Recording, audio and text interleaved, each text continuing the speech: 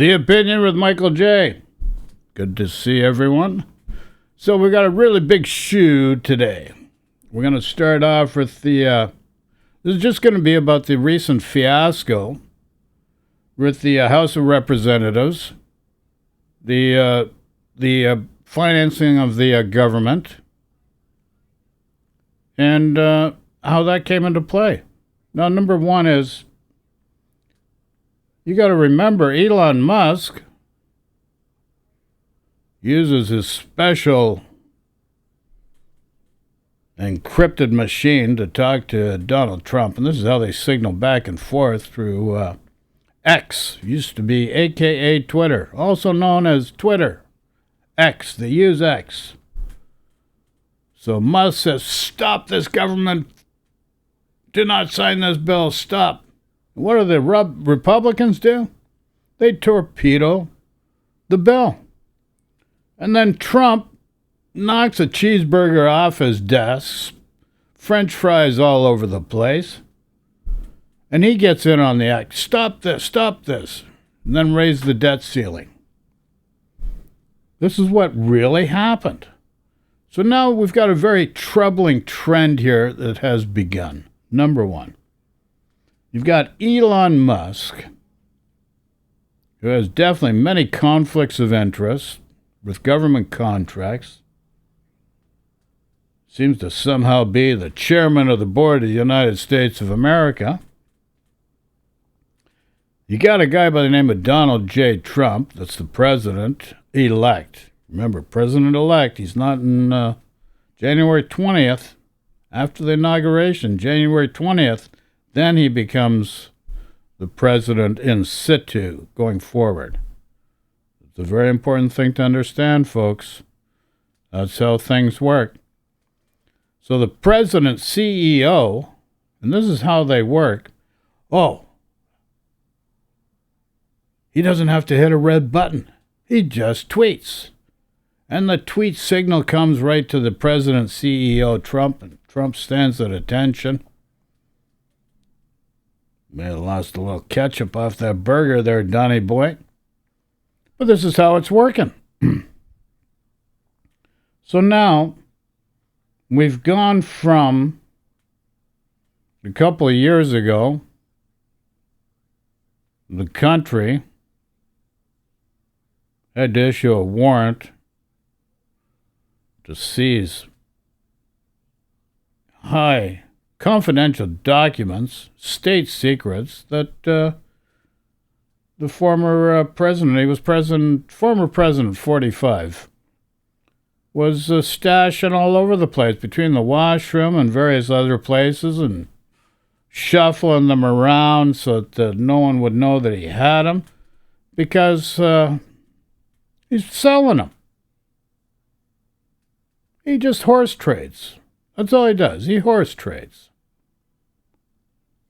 Just like, so I got rid of ISIS. He says, I got rid of ISIS. No, he didn't. The Kurds got rid of ISIS. You protected your forces, your military forces. You use the Kurds that know what they're doing in that area to do the dirty work. They filter out and get rid of ISIS, oppress it to the point that it's not a factor anymore. And what does Trump do? He horse trades them for something that he can get personally from Erdogan. Sells out the Kurds to the Turks. And you say, well, there's no proof of that. Well, you've seen it happen. All he did was use military personnel to form a barricade around the oil fields to protect the oil fields, because that's all that he wanted protected. Gotta be the dough, the money, follow the money. And you say that's not true. Well, that's what happened. And I'll give you another example of why you should believe it did happen, because you had an impeachment process where it was on tape. Mr. Zelensky, you want help? We've put funds aside. I'm holding the funds back till I get you to provide some dirt on my competition, Mr. Sleepy Joe Biden. Now, you got to understand something. I love Sleepy Joe. He's number one. He's a rock. He's not an orator like Ronald Reagan. But you also got to understand, Ronald Reagan didn't understand geopolitical situations really much either. Spoke well, but Nancy was wearing the pants in the family, and I'll tell you why. I'll tell you another true story. Reagan meets Bishop Tutu, says, I can help you. I'll hook you up with Sammy Davis Jr. Dope. It's a Homer Simpson moment. If you can't figure that one out, you really lost it. So the middle class, let's do a quick one here. Middle class got wiped out because of the policies of Reagan. Everybody reveres him as being this great man, but, he wiped out the middle class based on his policies. He was the start of doing that. That's what happened. So anyways, we almost had the government shut down. United States almost had the government shut down. And people think, oh, that's great. Good for nothing, feeding off the trough. What do you call this? Deep state. We're going to fix that. Well, let me ask you a question. If you got to drive your car, do you drive it with an engine in the car or without an engine? Like, how do you get around? You got to drive your car. You got to go places, do things, grocery shop and other stuff, pick up the kids, whatever the case may be. So do you drive your car with an engine in it or not? Well, you're going to say, well, that's a silly question because you can't drive a car without an engine. That's right. So why would you torpedo the engine that drives the country, that keeps the country running, which is the government, by not financing it? Like, come on, use some common sense. So now, who's running the country? A guy that gave $7.8 trillion in tax cuts between 2016 and 2020, and there's still, I think, some of them still residual effect by that. He raised the debt by $7.8 trillion. And the average Joe got an extra $3,000 a month, say, for all intents and purposes. So he bought that vote. They think, okay, he's a good guy because I got money, makes my life better. But the thing is, why you initially went and voted Republican at most times was because they're supposed to be minimal government, no debt, and it's all a friggin' con job. You've been con jobbed. Grammar teacher's going to be after me. For many, many decades. You bought into the immigration scare. You've bought into the financial instability, all this fear-mongering, which compromises your central nervous system, creates a lot of health issues. And that's the bottom line. So let's go to my main screen. I got Ben Mycelis front and center. It's about time you got a good microphone there, Ben. Kudos. Sound much better. Now we're just going to have to get the makeup department just to do a few more touch-ups, and then everything's good. So Ben Mycelis from the Mega Touch. What do you mean Mega Touch? It's Midas Touch. The Mega Touch, because this mega thing is a slogan that really does not serve you, the people of America, and I'll tell you why. If you think you have to make America great again, you have a serious insecurity problem. Do I have to say this again? If you think you have to make America great again, you have a serious insecurity problem. Now, if anybody asks, what does insecurity mean? Maybe that's why we're in this situation to begin with. But nonetheless, I digress. Could have been a funny in the right crowd. Geez, somebody dropped a plate. Okay, so we're going to put Ben up front here. But we're not going to listen to Ben. What? We're not going to listen to Ben? No, we're not going to listen to Ben. We're going to listen to a guy by the name of Senator Goldman. Smart guy. And away we go. Here, watch this. Let's play it. He understands, at least he should, how these things work and how the debt ceiling works, which is a deadline in June. We are now up against the budget, the government shutting down on Friday, having nothing to do with the debt ceiling. And I am really concerned that Donald Trump... I was concerned before 2016 that Donald Trump would become president. As soon as I seen Paul Manafort, I knew organized crime's in there. I knew money laundering's in there. I knew the tentacles of the Russian propaganda game and FSB, KGB, whatever you want to call it. Got their fingers all into that campaign, if you know the history. But people only worry about what's for lunch. They can't remember what they had for breakfast 2 days ago. But the thing is, you're giving this guy Trump too much credit. And this is my point here. And this is the issue. You give this guy Trump too much credit. He does not know what a trade deficit is. A trade deficit is you bring goods into your country because your country does not produce sufficient amounts of those goods for your needs. Simple as that. You're not extending credit or anything like that. You're bringing what you need in to keep the engine of the country operating optimally. Very simple process. This guy Trump doesn't understand that, and this is why it's dangerous. You're putting tariffs in place against your best trading partners, Canada and Mexico. It's just a waste of time. All you're doing is creating pain and suffering. And then you say, well, okay, immigration, drugs, fentanyl. Well, here's the problem, Donald J. Trump. You need to get your border plan in place. You need to tighten it up because you are the issue. And you're trying to put the blame on other people. And you do not get it. The American people do not get it. They buy into the sycophant. And, it's not, you think this is appropriate behavior for a statesman.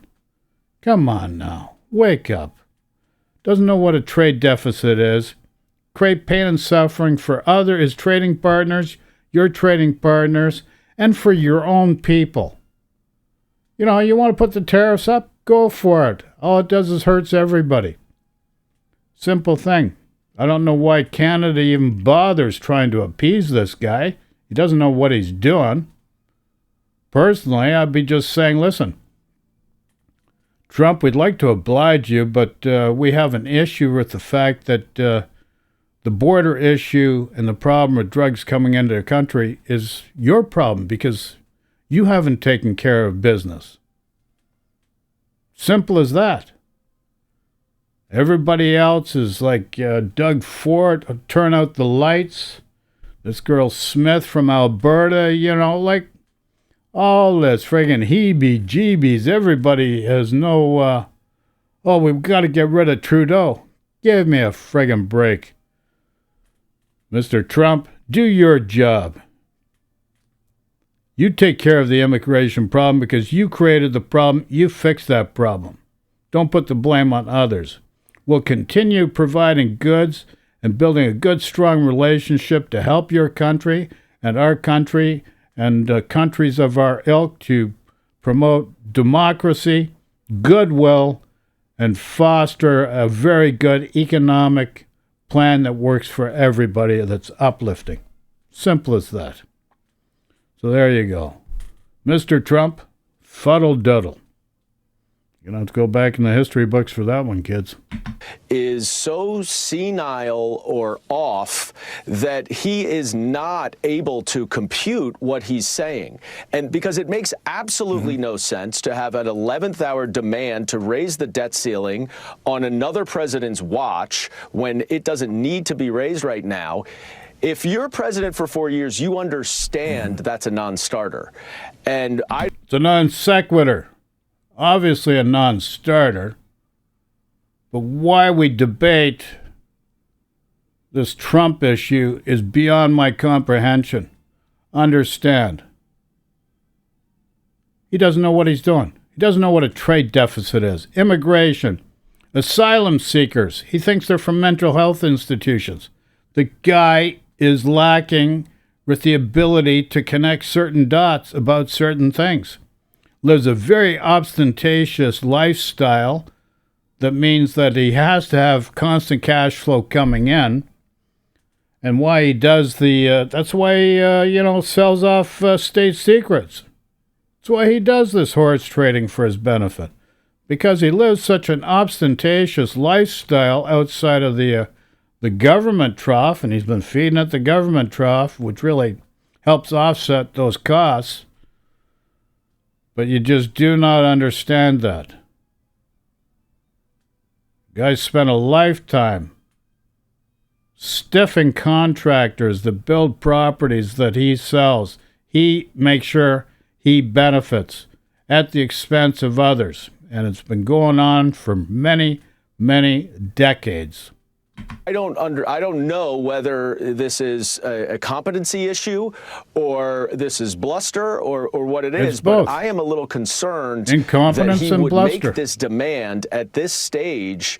I'm concerned about his mental capacity. Yeah, I think that's... Democrats have been ruthless.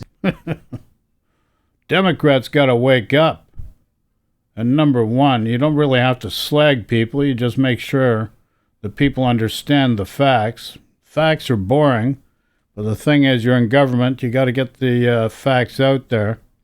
And number two is the Democrats have underestimated the power of social media. Social media, more than anything, has allowed this albatross to rise and come into power because he does not serve the people. And how he serves the people in one way. He shows the people of America and the people of the world how not to be. The type of individual who not to elect. That's what he shows. That's what he stands out for. And that's what I'm going to leave this with. I'm going to leave the show. Going to cut it short. Had some tweets and other stuff. I'm not going to go into it. Fact of the matter is, you don't have a president. You've got a con job government coming into situ with unelected billionaires, Elon Musk, Bezos, behind the scenes, fighting back and forth. Looks like Elon's got a head start in that department. And what's the prize? You don't want to know what the prize is? It's going to hurt America. It's going to hurt the people of America. And there's no need for that. It really is no need for that. You can restructure the financial system. You can restructure other needs, like the levers of economics. Everything needs to be friggin' upgraded, folks. Doesn't work. And I'll give you another example. Pandemic. Creates a supply and demand fiasco that you have not seen for over 100 years. Then inflation rears its ugly head. So you got pain and suffering also. And then inflation, you don't reconstruct the economic levers of inflation so that it helps people. Just apply it the same way you always have and just cause more pain and suffering. 2008, You bailed out the car manufacturers. First time you did something from a capitalist point of view that was different. You haven't figured it out yet, people, but it can be done. It's very simple. You just don't get it. So I'm leaving on that note. I'm leaving on a jet plane. Sending love and peace to everybody. Happy holidays, Merry Christmas, and MAGA Touch, a.k.a. What do you call it? Ben Mycelis's Midas Touch Network. Okay. You guys, love you all. Bulwark, love you. And there are others as well. We got to get together, make sure that we tip this world into a good, loving place. Enough of this pain and suffering. It's not necessary. Ciao for now. Bye, folks.